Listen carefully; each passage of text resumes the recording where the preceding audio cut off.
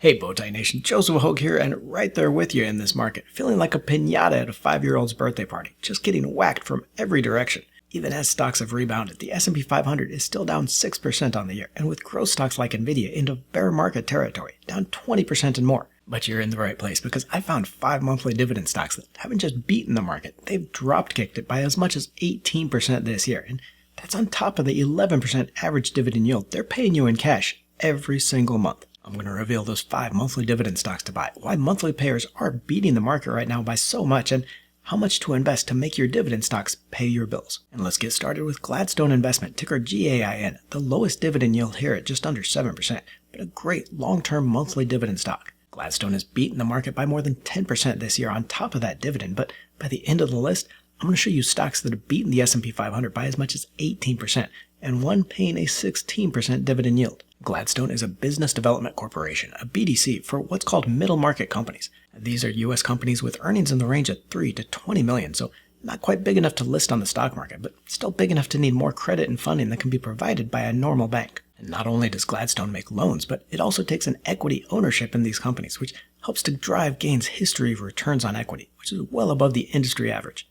The 5-year average ROE of 15% is twice the median ROE of the BDC group, and even though near-term returns have come down, it's still well above the average for the group. And Gladstone and BDCs in general have beaten the market this year as those interest rates stay higher for longer, contributing to higher interest income for their portfolios of loans. It's boosted the average yield on portfolio loans to 14%, which leaves a lot of room for after that 7% dividend for growth. Now, on top of that, stable credit conditions and few economic-driven defaults have helped the company exit some of their investments profitably. And Gain has been a solid investment long-term as well, up 28% over the last 5 years, along with that annual 7% dividend. But we won't be able to say that for all these monthly dividend stocks. I'm going to show you why each of these is beating the market, but I don't want you to think that these are perfect cash flow machines. Monthly payers are best for investors that are prioritizing that cash flow, that want their dividend stocks to pay the bills and aren't quite as worried much about the stock returns. We're just getting started on our list of monthly dividend stocks, but I want to thank today's sponsor, Avarin Active, and show you my favorite new gear. If you've ever struggled sticking to a workout routine or your treadmill's main use is to hang laundry, Avarin is here with the world's first gamified treadmill, built for people like us whose New Year's resolutions make it all the way to January 2nd. Avarin blends fitness with game psychology, so you don't even realize that you're sweating until you're halfway up the leaderboard. Research shows you're 2.5 times more likely to stick with it than a traditional treadmill. Why? Because hitting milestones, unlocking achievements, and earning those rewards actually makes you want to work out. Beyond shedding those pounds with the group classes and competitions, I use it to justify watching the same movie for the 7th time. The treadmill connects to streaming apps including Netflix, YouTube, and Disney+, along with games and Kindle. Compete, stream, play, or just hang out with an amazing community that makes it feel like you're working out with friends. Avarin has a gamified rower and bike too. Look for the link below or scan the QR code here for an exclusive $50 off coupon and try it out with a 30-day risk-free trial.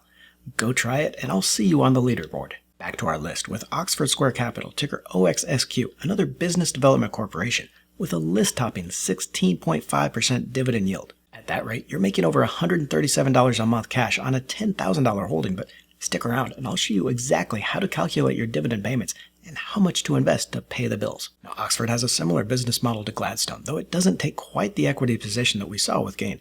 Instead, its portfolio is almost exclusively those loans to small and mid-sized companies. We can see the portfolio highlights by quarter here, and importantly, what's called the weighted average yield. This is an important measure you always want to look for in the BDCs because it goes a long way to analyzing those returns and the dividend sustainability. That's because that average portfolio yield is how much it makes on its loans, and the higher this is versus the dividend yields, the more money the company has left to reinvest and to grow. Here we see that weighted average yield of 14% is well under the 16.5% dividend yield on the shares, which is not what I like to see in a BDC, but the stock has done well this year despite that. Shares of Oxford are up over 5% so far this year, beating the market by 11%, and that's on top of the 16% dividend you collect. Now, longer term, the stock has done well with just a 5% decline over the last 5 years, or a 12% annual return when including the dividend. And Oxford has benefited this year from that same interest rate environment that we saw with Gain, with both investment income and net asset value rising over the last 2 quarters.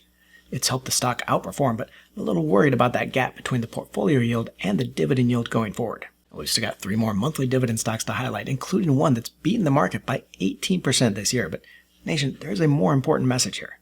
I'm highlighting why each of these specifically are beating the market chaos, but dividend stocks in general are always going to protect your portfolio in times like this. Even the generalized dividend ETFs like the VYM, the VIG, and the DVY are all protecting your money on the order of 5% plus their dividends this year. But then the tragedy is most investors just neglect this dividend part of their portfolio until it's too late. Here we see the Google search trends graph for dividend stocks back to 2018. This shows that relative popularity of the search term. So how many investors are searching for dividend stocks, with 100 being the highest, and everything else ranked on that. And we see investors are fair weather friends to dividend investing. In the bull market before the pandemic, nobody cared about dividends as big tech took those portfolios higher. When the market crashed in 2020, investors rushed to the safety of these cash flow investments, but then quickly lost interest again into a new low late 2021. And the irony here is investors all but gave up on dividends just when they needed them the most, as the stock market started its crash in 2022, and that trend's repeating itself over the last 2 years. Nation, this is why dividends need to be a constant part of your portfolio, just as bonds, real estate, and even a little cash.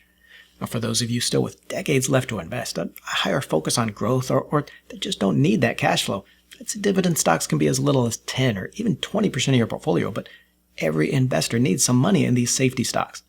That way, when the bottom does drop out of the market, not only will you see your portfolio protected, but you also have that ready source of cash to buy in on the dip. And here, finding out how much in dividends you'll collect or how much you need to invest for a certain amount from a dividend stock is easy. For example, if you want to make $50 a month from dividends, and let's say you only own that Oxford Capital with its 16.5% yield, then you take that $50 times 12 to get the annual amount, so $600 you want to make a year, and then divide that by the yield.